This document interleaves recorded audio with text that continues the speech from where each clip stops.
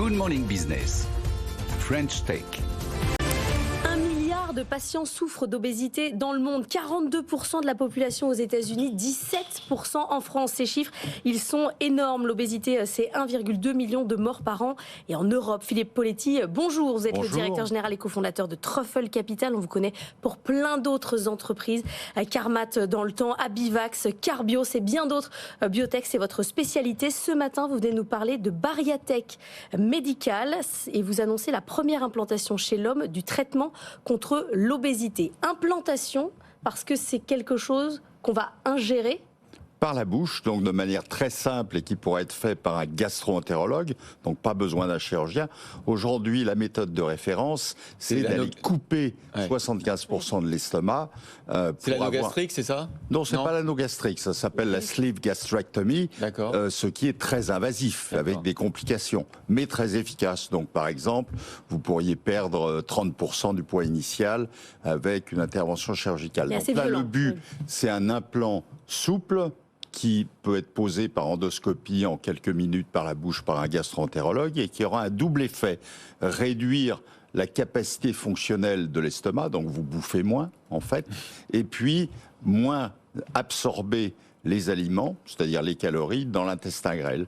Donc on espère, au vu des essais cliniques des 2 ans qui viennent, démontrer une perte de poids équivalente à la chirurgie, mais avec quelque chose qui est très simple d'emploi. Donc peut-être avec la même révolution qui s'est passée en cardiologie, où les cardiologues interventionnels, avec leur petit cathéter, ont pris le pas sur les chirurgiens, et là, les gastro-entérologues pourraient prendre le pas sur les chirurgiens. Est-ce que, on parlait de l'anogastrique ou des interventions plus invasives sur l'estomac, est-ce qu'on était aussi sur l'intestin grêle aujourd'hui en chirurgie ou est-ce que... Non, alors oui, avec des interventions complexes comme le bypass, mais qui était réservé à des patients en énorme surpoids qui avaient échoué, notamment avec la sleeve gastrectomie. Donc ce double effet, il est totalement unique. C'est ça. Puis ce qui est très important, c'est que c'est atraumatique, c'est-à-dire on n'a pas besoin d'accrocher avec des agrafes le baryton.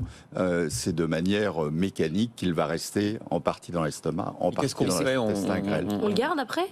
Alors on pourrait le garder mécaniquement, 6 mois, qu'est-ce qui se passe? 1 an, 2 ans.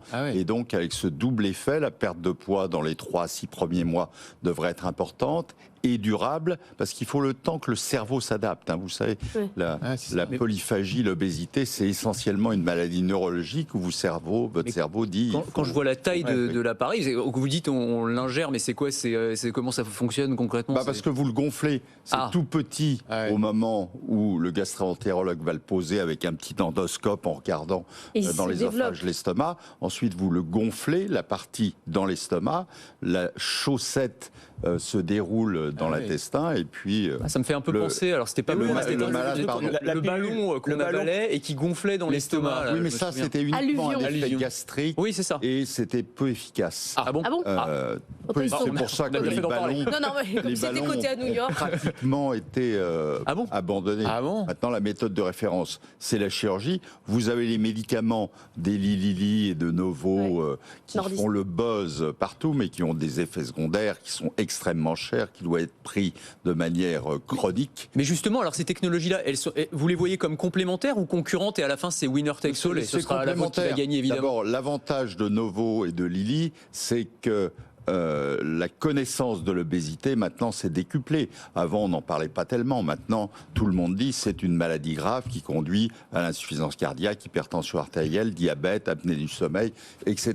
Et il n'y a jamais aucun produit, vous savez, médicament ou dispositif médical qui s'adresse à tous les malades. Donc, ça sera très complémentaire.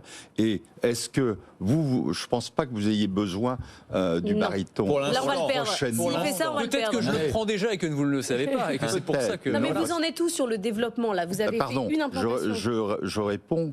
Est-ce que vous préférez un dispositif médical où vous allez dans une clinique spécialisée 1 heure ou 2 et vous sortez le soir, ou vous préférez prendre un médicament à vie avec des effets secondaires très chers?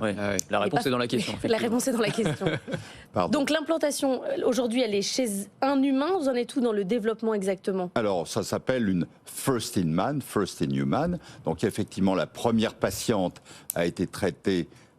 on peut dire avec succès pour la pause. Il faut être très prudent parce qu'il faut suivre ces patients pendant plusieurs semaines, plusieurs mois, voir qu'il n'y ait pas d'effet secondaire, voir la tendance à l'efficacité. Donc on va faire une dizaine, quinzaine de patients en Australie, Ouzbékistan.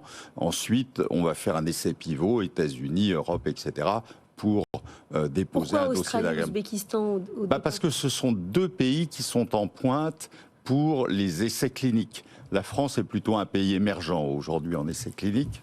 Émergent, je ne sais même pas. Et donc l'Australie, c'est un peu la même médecine qu'aux États-Unis. L'Ouzbékistan a des centres très spécialisés avec des gastro-entérologues, chirurgiens formés en Allemagne notamment, et avec une réserve de patients qui ont besoin de produits très importante. Vous avez levé une quinzaine de millions d'euros jusqu'à présent? Oui, c'est ça. Enfin, levé, c'est Trofol Capital qui a investi. C'est pas énorme, en fait, pour un petit bout BPI. Non, c'est pas énorme parce qu'on a une équipe de R&D dirigée par Youssef Badila qui est très efficace. On a 2 gastro-entérologues de Marseille qui sont allés en Ouzbékistan d'ailleurs faire la première chez l'homme. Et donc, on essaye d'être efficace. Du coup, votre dispositif me conduit à poser une question un peu médicale, mais du coup, l'obésité, c'est pas seulement une question de quantité, donc au niveau de l'estomac, ce qu'on est capable d'avoir envie de manger, c'est aussi une question d'absorption au niveau de l'intestin? Oui, bien sûr, parce qu'il y a des maladies d'ailleurs de l'intestin où les malades maigrissent parce que les aliments ne sont pas ingérés. Donc il y a certaines personnes qui assimilent davantage les calories que d'autres aussi. Absolument. Donc vous avez des gens comme Anthony, qui dans brûle une tout. période glaciaire, qui ne sera pas le meilleur phénotype, et puis d'autres qui absorbent. Vous savez, on n'a pas besoin de clients. Hein, l'obésité tue 1 million de personnes par an en Europe, et c'est 42% des Américains qui sont obèses. Merci beaucoup Philippe Poletti d'être venu nous voir ce matin.